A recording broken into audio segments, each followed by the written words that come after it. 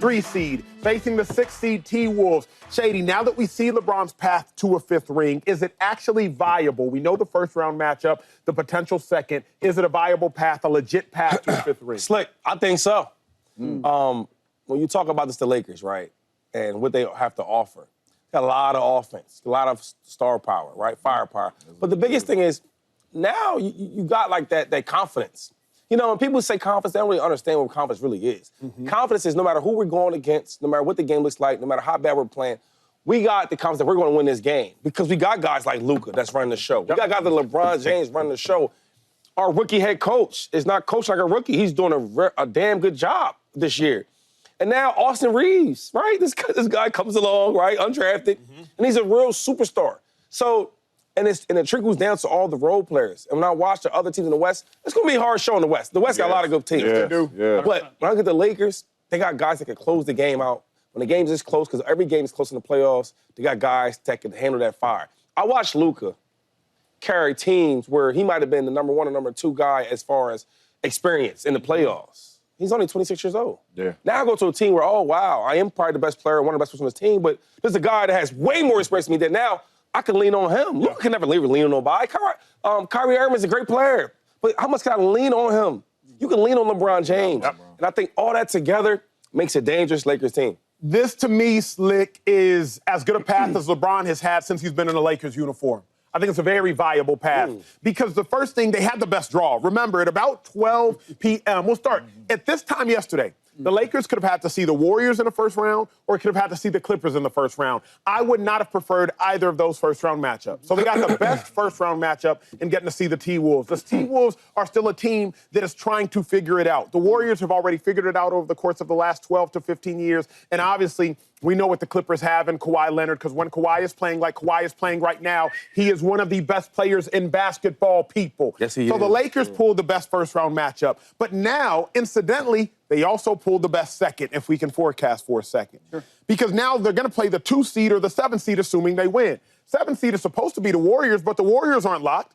So maybe you get the Warriors, maybe you get the Kings. Who knows who you end up getting at 7. But even if not, you get the Rockets. Yeah. And that would be the most favorable second-round matchup if the Lakers have to play on the road and go into Houston. But if not, again, you're playing the Warriors at home. If the Warriors as the 7 can handle the Rockets as the 2. I believe this is as viable a path to a 5th ring as LeBron James has seen in L.A. Even remember when he won his ring in the bubble year, that wasn't a clear path. Y'all remember, I lived in L.A. during that year. Number 1, the Lakers didn't have a home game. This is the first time the Lakers will have a home game in round 1 since 2012, if I'm not mistaken, as far as game 1. So number 1, that path wasn't clear. And then Slick, because of COVID, James, you never knew what was going down. If somebody got sick, how long would they miss? Remember, that was when Alex Caruso, I think his sister had a wedding, but he didn't go to his sister's wedding because if you left the bubble, you had to quarantine for like 5 to 10 days. So that path was not nearly as clear as this one is. Handle the T-Wolves. After that, you likely get the Rockets or the Warriors. If it's the Warriors, you get them at home. If it's the Rockets, it's a young Rockets team, you got to go on the road. And then when you're in the Western Conference Finals, figure it out. You got to be the best team. Figure it out.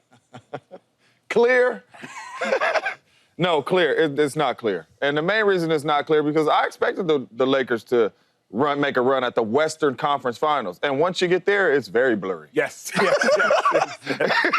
It is very, very blurry. If you're going to see whoever you're going to see, the Clippers, the OKC Thunder, whoever you're going to see, it is very blurry. They are a really good team, and I think it's going to come down to Luka. It's going to come down to what Luka is going to bring in these playoffs. To me, Luka is not going to walk into these playoffs and just turn into a different defender. We need 30-plus a night.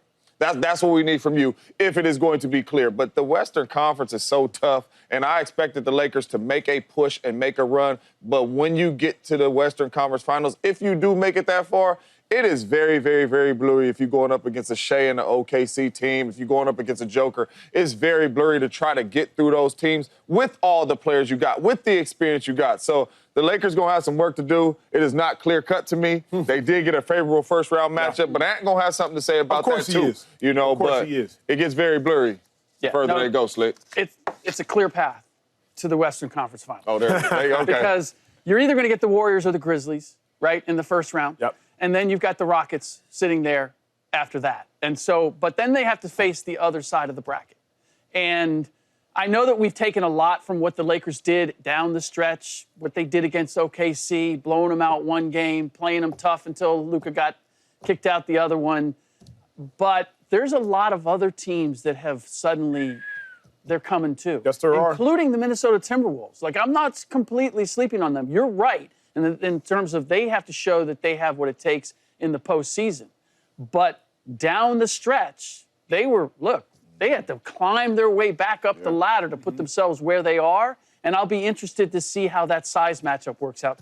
The playoffs are a battle of attrition, and that's where I worry about the Lakers and Luka and LeBron and how heavily you have to rely on those two guys along with Austin Reeves. I've been impressed in how they've been able to combine their ability to play together because they all are probably at their best with the ball in their hands.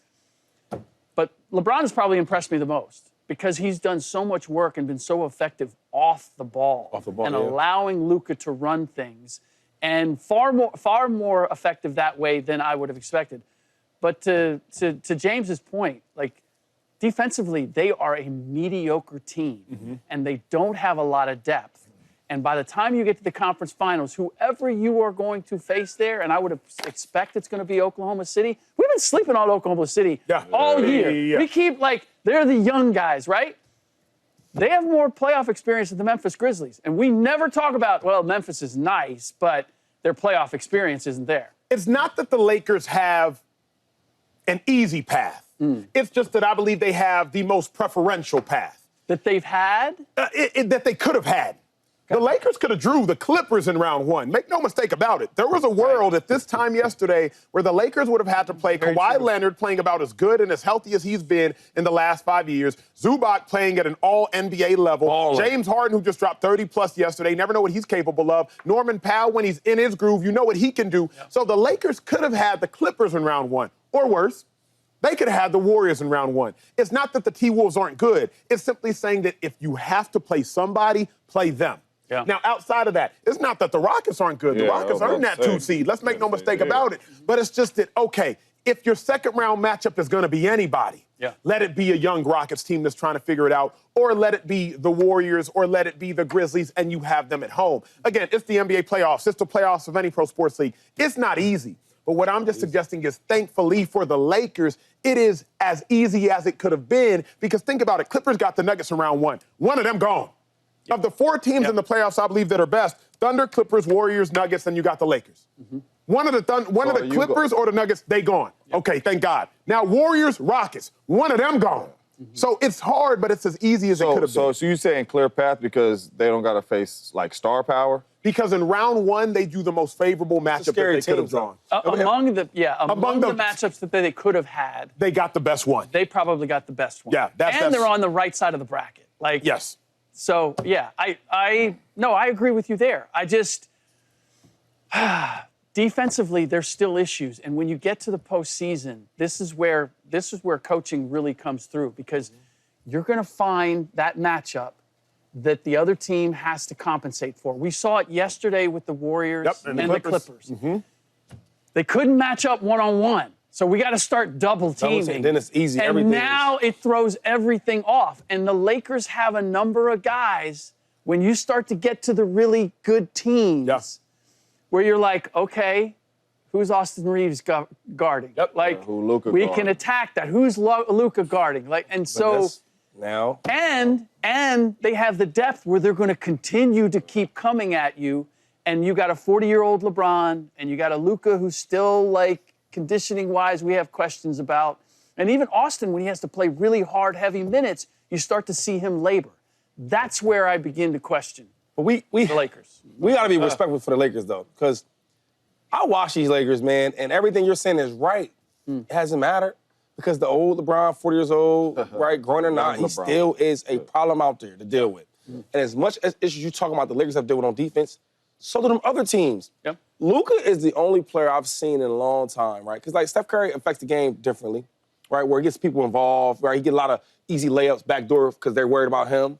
Luka's the only player I've seen in a long time where he gets so many people open because everybody's on him. I've watched him numerous of times go in the hole, and now there's 3 guys on him. I'm like, dang, now you got guys that's they catching the ball, they getting their hands right. They don't never get stuff like that. That's why everybody's three-point percentage is going up. Yeah. So you are right, Slick, on the defense for the Lakers, but let's play this game on the other side. Agreed. They got to play defense. You got about to watch LeBron and Luka, and now Austin Reeves has emerged as one of these offensive superstars. It's going to be a mismatch problem for another team as well. That's why I say Luka got to have 30 and 10. You cannot have them games where you got 17 and you're not playing no defense. And he make his 30. From a macro perspective, the NCAA has completely, I believe, ruined and polluted college football from a macro perspective because they never managed this right in the first place. Now, who was the speaker? Because that often matters. I went to the University of Texas. They were selling 18 and 81 jerseys. I was number 18. My brother was number 81 at Texas. I could not work a job at Texas because they didn't want you to be getting paid from other people, and then now you might be ineligible. So I understand and love college football more than anybody, covering it on Fox on the weekends, 12 hours every Saturday during college football season. So that's who's speaking. Now let's talk about what there is to speak about.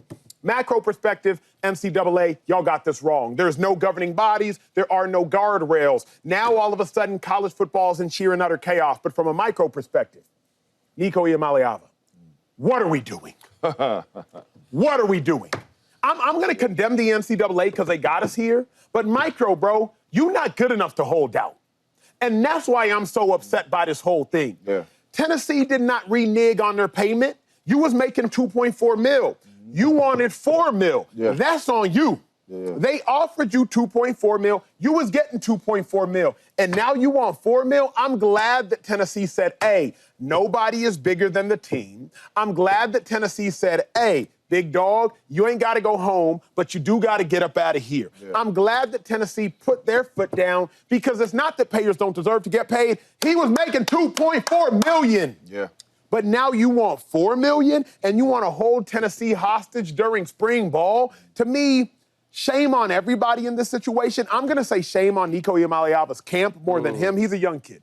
He's a redshirt freshman. He's a young kid. But now he have to go to another program. He has to find a new head coach. He has to throw to new receivers. He has to find a new university and has to go to new classes. He has to navigate a new campus. And he has to do all of this while trying to increase his draft stock so that he can get paid. Ain't nothing guaranteed just yet. So I love that Tennessee put their foot down. I hate that the NCAA has put us in this predicament. I hate that Nico Iamaleava's camp advised him to hold out to try to get from $2.4 million to $4 million. And I hate that Nico Iamaleava agreed to do so. A lot to say on this, Shady. Go. Nico, I love you, brother. I'm with you. I don't know what Acho told me. I'm with you, Nico. You know, it's funny, man, because it's like once the players, and this is an NFL and college, once the players have power, it's a whole issue. It's like everybody just goes in this panic mode, right? But for all these years, the NCAA have been taking money from these young kids for years. Mm-hmm. You went back to college stories. Let me give you one. Now, at Pittsburgh, we don't have a whole bunch of superstars like Texas, at least not in college. Because, you know, in pros, we killed them in pros. But in college, though, we didn't have all that. Yeah. And I remember being in these games where first game of the year, we're playing against South Florida. They're the number 4 team in the country. We beat them. You know, your boy went off 2 touchdowns, like 200-something yards. We won, though, right? And I remember, like, you know, all these Shady for Heisman, you know, T-shirts. Everybody in the crowd had my stuff on. And you know what, dog? I'm going back to my room, and me and my boys just trying to like, yo, damn, we hungry tonight, right? We bought up, but we hungry, and we couldn't go out there and get enough food to. Now I call my mom, my pops, to, you know, but like they're making money off of stuff. We ain't getting nothing. Of course. Now the roles has changed, it's an issue. I remember in college where you see a guy goes to the pros and is a really, really good pro, but in college, man, he ain't start over this guy, he start over this guy, and the guys he didn't start over, they working somewhere else. They not even into sports no more. Why did that happen? Because the coach maybe got in his feelings or got mad or didn't want to play you. Maybe he had relationships with somebody else. It happens all the time. And now when the roles is on the player, it's a problem. Nico, I'll say this. If he was a better player, right, and this is the truth of everything. If he's a better player, if this was Shador Sanders or this was Cam Ward, they would have gave that $4 million, right? Because he's that good, we need to get him. And then now it's like the president is, oh, well, the team and coach, they stepped up. No, y'all didn't. He didn't have enough power to get this, to handle this. But I guess what? The next superstar quarterback or player that's really, really that good, that matters that most to that team, that franchise, to that university, he gonna get this thing done. Yeah. And I think Nico's the start of this thing. Now it's like, yeah, you can't do what you want with me no more, coach, like you used to. You can't make me just shut up and do what you say because you got all the power. Because no, the powers have changed. Yeah. So the next superstar, and we gotta give thanks to Nico, because the next superstar is gonna pull this off. Yeah, I know we agreed to $2 million, but I'm better than that. I want more. And if you want to win, you pay me that bread. That's not how negotiations nor the market We're works. going to find out. That's why I hate the situation. We're going to find out. He found out. Yeah. No. Nico did. But it's going to be a superstar player. It's going to come right that's like that. Yeah. That's going to go top something. Another thing, real quick, before James goes, it's going to be another superstar that comes in there that is good enough. That they do need him. And they're going to pay the extra money. I don't care what we sign for. I want more. And I'm going to get that more because I'm better. And the last point is, because I love to talk about this, is in sports, like when something happens that's out of the ordinary, everybody panics. But then it becomes the norm. Even in the NFL, there's sometimes where players don't get their money right away, right? You have to fight claw, but when you get it, oh, that's the path to do it. Now everybody's doing the holdouts. Now everybody's doing taking things on Instagram, right? And now to get their money together. It's going to happen the same way it was in the pros as is in college. Yeah, I love it and hate it at the same time. You know, I love it that these college football players are getting their bread, but I hate it at the same time because you can say team all you want, but it's not. Let's say that again? Like these coaches can scream team all you want, but it's not. When a player comes in there now, they say your NIL value is $10 million, which means you better than a lot of these dudes on the team. Come on now. Which means you could do a lot of stuff that these dudes can't do, and you're still trotting out there like the NFL. It's stuff Aaron Rodgers can do that James Jones couldn't do because Aaron Rodgers was like that and Aaron Rodgers was making that money. They're turning college football into the pros. The only difference is it ain't no rules. They need to get these rules under control. Right? If you do this deal and you say, hey, man, $8 million, you can't leave till a junior. Yeah. You're stuck here. But it has to be some type of rules or you're going to get people in the portal every year. If you can do that, why not do that? I don't care how good you think I am. I took our team to the playoffs. I need more money. That's basically what he's saying. And if you can't do that, you know what? Guess what? I'm not mad because I'll learn a new campus because you know why, Acho? Somebody else going to give me that money. So college football is messed up. People are chasing the money and all that. But the NCAA, you got to blame them. You cannot blame the players for chasing their bread. But I hate it. If we're looking out for Nico, then let's advise him best. Because what I hate is when athletes look through the peephole instead of opening up the door. $1.6 million pales in comparison to what the NFL has to offer you with 6'6", 220, and a potential first-round pick if you continue on this ascension. That pales in comparison. $1.6 million is what Nico Iamaleava was after. That was the difference between the $4 million he wanted and the $2.4 he was getting. But in order to get that $160 million that the NFL has waiting for you in maybe 6 years upon a second contract if everything goes your way, you have to play well in college. The best way to play well in college is to have stability in college, even if you have stability with the same head coach. The best way to play well in college is if you have the most comfortable college environment. If you've been at the same university, you know the teachers, you know the campus, you know your teammates, you know your receiving core. That's the best way at quarterback specifically to play well in college. So now, you're going to transfer. You're going to go somewhere where you're going to have about 3 weeks of padded practices to get ready for the season by the end of July into early August until you play the last week in August or the first week of September. Nico Iamaleava is not put himself in the best position to have the best third-year campaign so that he can go to the NFL. Nico thinks he's like that. Nico thinks wherever he goes, he's going to ball. The quarterback that's about to be the first overall pick went to 3 schools. So Nico thinks he's going to get to another school, USC, Pitt, wherever and he thinks he's going to ball and still be a first-round pick and still make that money. He really just opened the doors for a lot of players to really do this. And like Shady said, if they're superstar players, they are going to get their money. If this is the young bull from Ohio State that played wide receiver, there ain't no way they letting him walk out of the building. You know what I'm saying? Jeremiah So you're opening the doors for other people to go get your money. I love it and hate it that they getting their money, but I hate it for college football because that's really what it's turning into. And it sucks. I do. First, another thing, okay, so hold on. So what about when the NCAA, they have all these bowl games, right, win the playoffs and get all this money, though? Right. Players weren't touching that money? They wasn't. Why you care so much about them? Correct. They're already rich.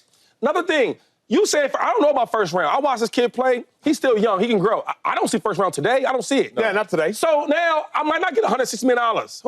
Huh? You know how hard it is to get? Get your money now, man, because you might not have this leverage no more. And the last thing is, James, like I'm hearing you talking about, but nothing's guaranteed. Nothing's guaranteed. What's guaranteed is that I'm somebody in college. Nico, I'm somebody in college that people still like me and they want me. They gave me 2.5? 2.4, cool. I'm sure it didn't work out for Tennessee. Somebody's going to pay this brother some money. And the last thing is, college ain't even that hard. Absolutely. I watched so many players in college that just don't be that good, but they look like superstars. Everybody's good in college. So I think he don't need a whole long time to prepare for this, whatever it is, right? Like, it's college. I still college. believe he'll be a good player, but my only thing is I'm for the players getting their bread. Get their money. But it has to be some type of rule. Why? But They didn't have no rules. They was getting all that money from us. But here's the other problem, though, 2-5, is like Nico's playing with peanuts right now. What I mean by that is this. Fox, among other networks, negotiated a $7 billion deal on college. ESPN negotiated a $3 billion deal with the SEC. You're talking about $10 billion in television revenue. That's where the NFL salary cap comes from. Yeah. So, Nico, if you really want the bread, like Shady's saying, it's about the TV revenue. I believe that the college programs should have, each college program will make about $80 to $100 million per year in the SEC. So every team, I believe, should have a general manager that is now negotiating one-year deals with these players. And the general manager, you negotiate the deals with the players to dictate what the players gets paid. Every program should have that. Now, players, go do commercials on top of that. Go get your little NIL money on top of that. Go do autograph signings on top of that. But there needs to be guardrails so the general manager that's on every college team is getting money from the TV revenue, the $100 million that the college programs are making, and they are negotiating, hey, Nico, here is what you are going to get. And, Nico, go do a Dr. Pepper commercial. Go do a Wendy's commercial. Go do all of these things. But now we have guardrails. So now, Nico, you don't have to hold out. NCAA, you not robbing the players from these billion-dollar revenue deals, and everybody is happy. The problem with the Wild Wild West, though, Shady, is like, I don't think Nico transferring helps Nico's career. That's where I'm at. Why not? Everybody's transferring. I think it is easier if you just led Tennessee to the college football playoffs. You're ascending. You didn't even have a great year. You had a decent year. When you played Ohio State, you got beat down. When you played Georgia, you didn't have no touchdown passes. When you played Alabama, 1 touchdown, 1 pick. So if you're ascending, I just think it behooves Nico to stay with an offensive program and an offensive system that helps see Hendon Hooker do his thing, that helps see other Tennessee quarterbacks do their thing. But you're going off of, right now, you're going off of the money aspect, too. Just think if my man led him to the playoffs this year, just think if after the year he said, you know what, I'm transferring. You would still think that somebody was going to get him and he was going to be a good player. Absolutely. So that doesn't change. What up, YouTube family? Welcome to the facility. Thanks for watching, and you better be sure to hit that subscribe button if you want to get more highlights from the show and all of our exclusive content.